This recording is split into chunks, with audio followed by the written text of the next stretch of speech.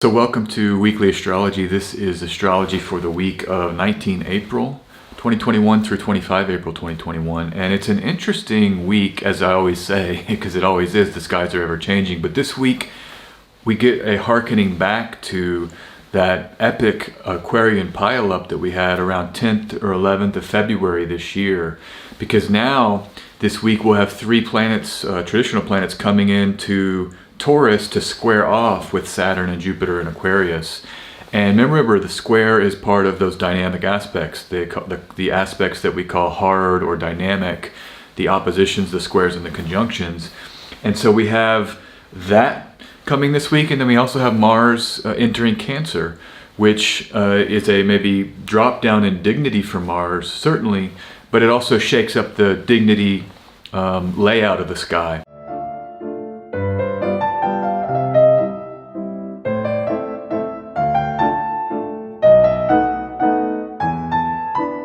Let's jump into the chart here. I'm really excited about the week and just kind of jump into some of the aspects that are happening this week. We have, as you can tell, the beginning of the week, so as I'm going to be releasing this video, some really cool astrology. We have this Cancer moon that is safe from Mars and Saturn to end this Saturday we've just had, but this Sunday evening and into Monday. And then on Monday, let's see, the moon will come on Tuesday, the moon comes into Leo. So we do get this Cancer moon all of Monday. Tuesday, in about 8 a.m. here in Central Europe, that moon will move into Leo. So we can enjoy the last Cancer moon without Mars co-present with the moon until that 6-week cycle. So I think we'll probably get 2 more Cancer moons after this one. Maybe just one more. Actually, I'll just look, as you know in these videos, we can always just punch up my solar fire and we can just go through and check it. So I think it's actually only one more, because Mars lasts 6 weeks in a sign. So we have this Cancer moon, then 28 days later we'll have a moon-Mars co-presence in Cancer, and then 28 days later Mars will be moved out of Cancer and into Leo. And that's going to be an interesting time, because we'll have the opposition between Mars and Saturn. So this Mars-Saturn hard aspect or dynamic aspect story will continue later in the spring and into the early summer. But I can just punch up the chart here. We all one thing about having an astrology software program is that you get these animate chart features, which can be very, very, very useful to just take a look at where things are, where planets are. I use these in my client sessions all the time. We'll just open a chart and look at transits, look at someone's transits. But yeah, so you get it looks like here on the 10th of June, Mars will move right into Leo on the 11th of June.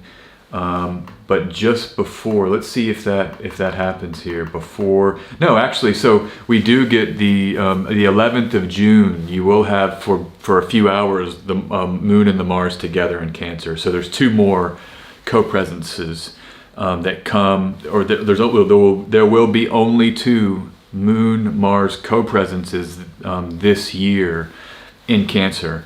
But we get, so let me just come back to what I was talking about. See, it's so easy to go down these rabbit holes. And this is why you have software and why you really have to get into the mathematics of it, because things are so precise.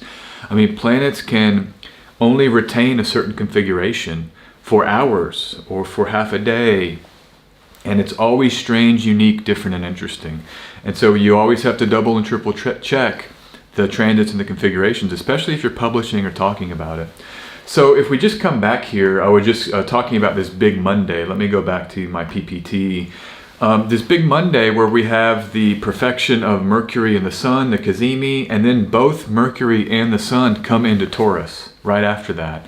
So there's this kind of mercurial intensity in Aries, but then they both move into Taurus, and we get, again, this squaring off of Saturn, Jupiter, and Aquarius. Those 3 planets now in Taurus, Mercury, the Sun, and Venus. And this may feel tense and may feel activated. Remember, these are fixed signs. These are signs that want to stay in their element.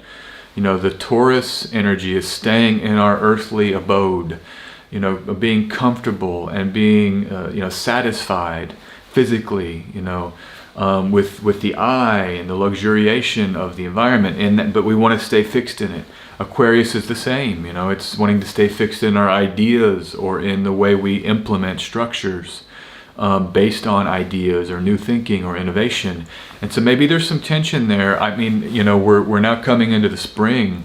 Taurus is very much a spring energy, the blooming flowers and the beauty that comes with life renewed. And we have this a lockdown world, let's just call it that, where we have this kind of global situation where there is still a lot of restriction as spring is opening. And I think that's somewhat from a mundane perspective what this transit is going to be about. I know where I am, curfews were implemented a couple of weeks back, and I think they're going to be extended. And it's a strange kind of dynamic, because I'd be in the cafes drinking a tea and having some food, but there's none of that. Restaurants are closed and you can only get stuff to go.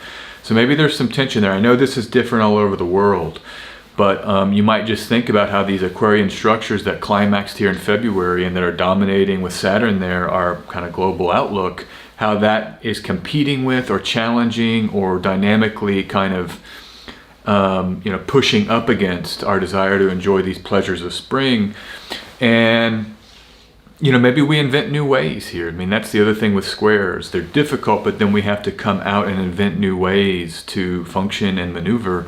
And I can make a cup of tea here. That's what I've been doing. I love tea and I drink it all the time. I just make, instead of going out to the coffee shop, of course, then I'll get the people watching and talking to people that I know, but still it's good to innovate. And enjoy the Taurus in the home. There's always a way to access this Taurian energy. So that happens early in the week. That's right here on Monday. And then on Thursday, that's Friday on the 23rd, you have a midday here in Central Europe. This is when Mars comes into Cancer. The thing about this transit is interesting is that, and check out with the software here, when Mars enters Cancer, every mode, so we have the fixed signs, the cardinal signs, and the mutable signs. We have 3 modes in astrology. Each of the 12 signs is placed in a category or is assigned a modality, and it's just in order. It's a pattern in order. Aries is a cardinal sign, initiation. Taurus is the next sign, is a fixed sign. Gemini is the 3rd sign after, that's a mutable sign, and then we just go in order.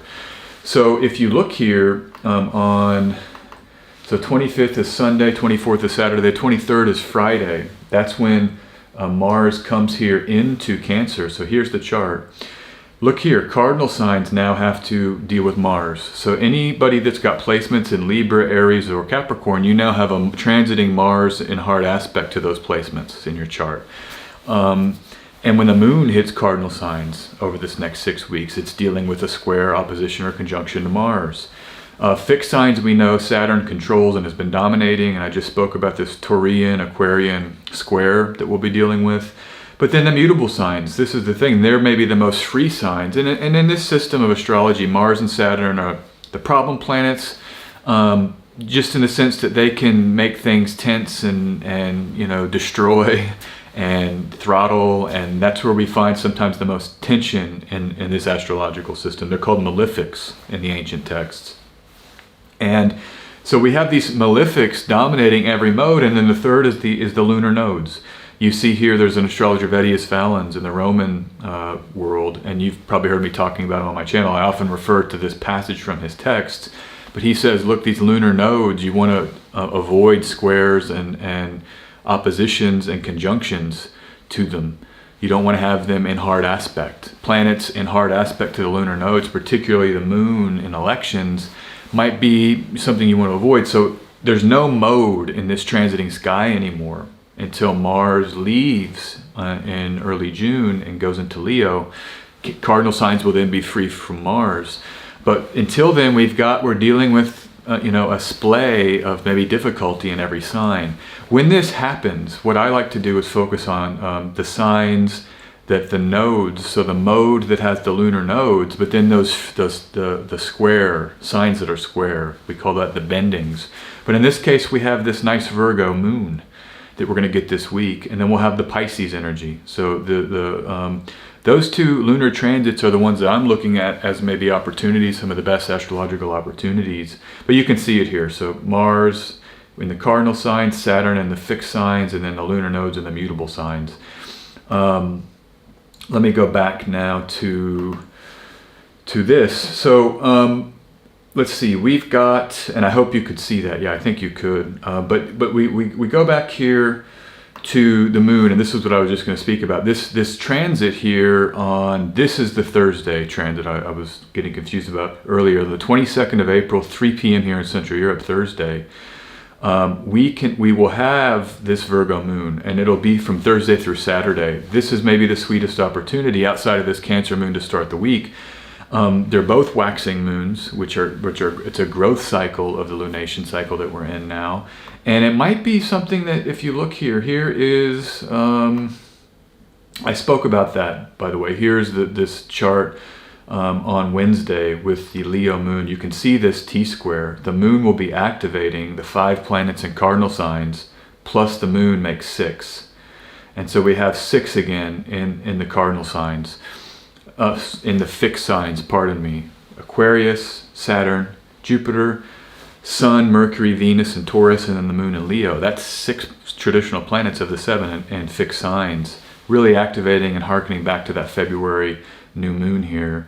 So it might be that our story from February comes to fruition. I know where my family is in Texas, they had that massive snowstorm. Maybe they'll learn something about that here, or there'll be some kind of, challenge related similarly to that. God, prevent that, please, God willing. We don't want anything as dramatic as that. But, this is the way astrology works. We get reactivations of the same parts of the zodiac, and it can be continuation of the stories that are in play.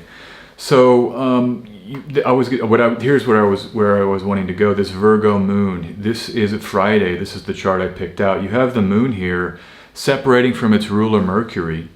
In this chart, it is conjoined the IC, which we like because it gives that activation to the moon when it's right with an angle. And then you have it applying to Venus in Taurus. And so you have that Earth trine with this growing and waxing moon. This chart is a chart I really like, separating from its ruler Mercury and applying to a strongly dignified Venus. And by the way, in this chart, Mercury is in its own Egyptian term. So although Mercury is under the beams of the sun, it's not visible to us. It's a condition called being in its chariot. In the older texts, Rhetorius the Egyptian says that protects it from the sun. It's like you have a covering. And so Mercury isn't, horrific here. There's some protection. And so this is the kind of chart you might look for to do something here Friday, maybe Friday morning. Maybe you'll have, and this whole Virgo transit is potentially an opportunity. I like getting the moon applying to something nice like Venus. So, look for that. It is conjunct the North bending. So again, I was just speaking about these lunar nodes. It's pretty close to that, squaring the nodes here. But you kind of take what you can get with the astrology of the moment, and this is what it's giving us, this Virgo moon transit. So, constructive, curious energy, this is what Virgo can be. There's a curiosity with Mercury. There's a quickness in thinking, making quick decisions, picking things up and examining them and making connections, and just this kind of very active mind, this very curious mind. I like curiosity, kind of logic on the fly as we're moving through and kind of sifting through things. And these are earth signs, so maybe it's our home life or our home environment. I can look around. Do I need this phone? Yes, I use my phone. I've got coconut water. Let me just grab a sip of that. So yeah, we can kind of logically analyze or examine things in our environment. That's what I think earth signs can be very, very good for. And Virgo is that particularization with which is ruled by Mercury. So that's where I'm getting this analysis from. So okay, that's pretty much how this week goes. A big change. We get Mars changing signs and this fixed sign heaviness. And by the end of the week, there's a pretty different world that we'll be in astrologically. We're letting go of this phase of Mars in Gemini, which was extremely busy for me. Gosh, so much going on. I loved it. I had some amazing stuff happen, but it was a very busy energy. So for Mars sensitive people like myself, this might be a time to let Mars come into some of that water and embrace maybe inactivity, or embrace not really being as pushed to the edge with the action and efforting. This is a cooling side of Mars, and I was just tweeting about floundering as a verb here. Floundering, sometimes you can't get your footing. Maybe you're trying to move, but it's not quite you know, able to establish a ground from which to launch from. And water makes things wet and slippery, and that's Cancer is the water sign. So that, to me, that's the biggest story other than this fixed sign pileup. Okay, so let's move on. Let's see what the tarot can give us. Let's get a few cards here. Let's try to get some additional symbols to guide us. Let me see here. Let me get the first card. So the first card is... Okay, 17. So, you know, I always breathe when I try to pull cards, just to tap into the moment and then let that act of the card emerging. I think it's good to get quiet. And let me see here. Where's my cards? Let me see here on my desktop. Excuse me. And by the way, you know, I've been so busy, I haven't been able to get back to video production and really high quality. I've got this sort of stopgap production model that works for me. It helps with my time for sure. I'm able to get things out quicker, easier, but I am committed to the channel and to the production quality, and I'm going to be returning to that with time when I can, you know. But I've had these 2 articles I've been writing, and it just I haven't had time to get back in with this computer and the software and try to make things work. So thank you for staying with me here. So the first card, 2 of Hearts, Fascination, Venus and Cancer. Well, I mean, this points to what we were just describing, I think. It's in the first position of maybe recent past. You know, you might think about, where's your heart right now? And I see these 2 of Hearts. I think about the heart center, the connection that we have emotionally with ourselves. And then because it's a 2 in this deck, it's always the self and the other. So maybe is there someone that you're connected to emotionally right now? Or if not, where are you placing your emotional need for another? Where does that go in your life? Is it a partner that you have? Is it maybe a friend? And anytime I think about romance, I do think about, it could be friendships, it could be mentors, it could be a work relationship. I mean, all of those relationships, every kind of relationship has its own beauty, doesn't it? And its own kind of sensitivities and love that can be a place for love. You know, I remember some of my coworkers, some of the older jobs I had, I just loved them. You know, you see them every day, you're in the trenches every day, you know, and these are people that are just that shared energy and space. There could be some of that agapic exchange. You know, I've named this card Fascination, and I do think that's part of the initial burst when we fall in love. If you've fallen in love recently, you know, we kind of become enveloped by this other being, you know, this intensity of another human being and their awareness, you know, and their awareness is on us, and they're projecting onto us, and we're projecting onto them, and there's this kind of synergy or flow of intense projective power, you know. And so there can be a real beauty in that fascination of the self. But maybe that's another way to think about this. What recently have you been taken with? Maybe it's a book or a craft or a hobby. That can also be, I think, how we can use this energy. And we have that lunar Cancer transit to start the week, so it's good to think about maybe setting this week up with some of the, you know, better energy before we hit Tuesday, and have to deal with that fixed sign dominant sky until we get that Virgo moon. Okay, so that's my read here. You know, who do you love? Who are you fascinated by? And just be grateful for that. I mean, shoot, being inspired, whether that's romance or whatever, that's a great part of life. Inspiration and feeling and having inspiration, you know, getting out of bed, having something to get out of bed and put our energies towards. All right, second card. Okay, this is a 4. And for me, for this, the way I have these cards numbered, we've got this as being, well, of course, the Empress. Of course. Why wouldn't it be anything but the Empress, which corresponds to Venus, the planet Venus? So both of the cards in this reading are Venus cards. And maybe this is telling us that Venus in Taurus is rare.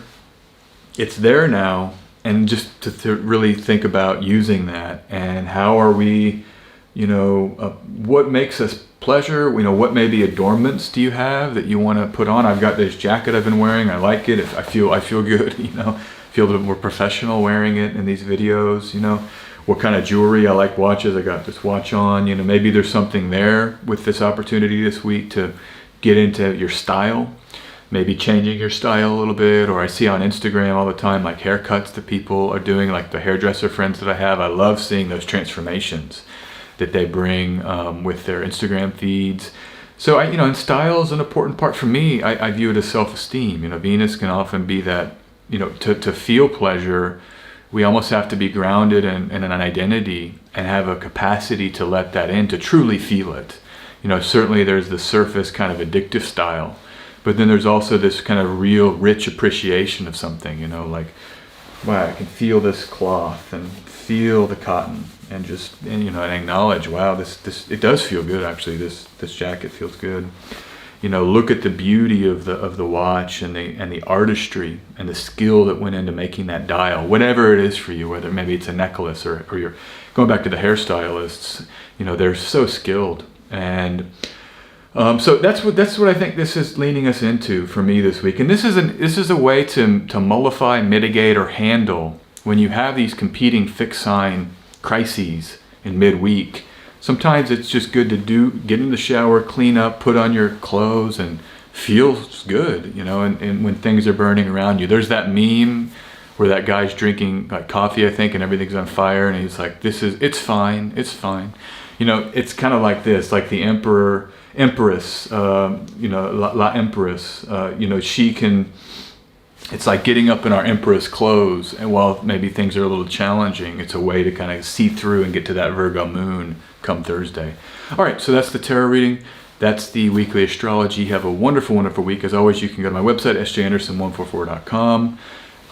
You'll find out information about the readings you can schedule with me there. And enjoy this heavy Venus week, this Venus and Taurus week, one of only a few we'll have until next year.